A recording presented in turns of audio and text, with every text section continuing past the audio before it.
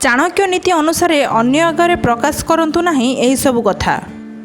जीवन में आसुवा झड़झंझारू रक्षा पाइबा लगी तथा घात प्रतिघातरू मुकुलिबा निमंते किछि नीति पालन करबा जरूरी। एथि निमंते आचार्य चाणक्य नीति पालन करंतु आउ देखंतु आपनकु जीवन में केबे हारर सम्मुखीन हेबाकू पड़िबो नाही। प्रत्येक व्यक्ति लगी यह खूब उपयोगी हेबा भली कथा मध्य चाणक्य कहिसंती।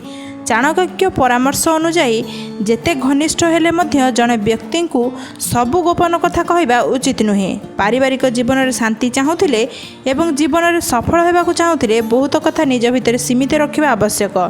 तेबे जानतु से सब कथा कौन जहाँ आपको अन्य पाखे कहवा उचित नुहे। रहस्य प्रत्येक व्यक्तिर किछि ना किछि रहस्य रही है। यही रहस्य ही जड़े व्यक्तिर दुर्बलता होता है। तेबे आपण जेते घनिष्ठ कि बंधु किंबा पत्नी हुंतु ना कहीं आपण निज रहस्य क्या भी कहतु नहीं।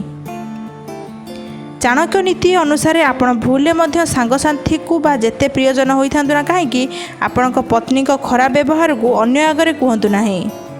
इज्जत चाणक्य नीति अनुसार आपण केउठी ना केउठी इज्जत तले पड़िथिबा कथा काहाको कहतु नाही। यह करिबा द्वारा अन्य मानक आगे आपण निज इज्जत तले पकाइबा भली काम करिथांती। गाली चाणक्य कहिसंती जे मनुष्य अन्य व्यक्ति ठारू शुणिथिबा गाली एवं उपदेश काहाको कहबा उचित नुहे। याको अन्य व्यक्ति को कहबा अर्थ आपण सही व्यक्तिंकर अपमान करूछंती।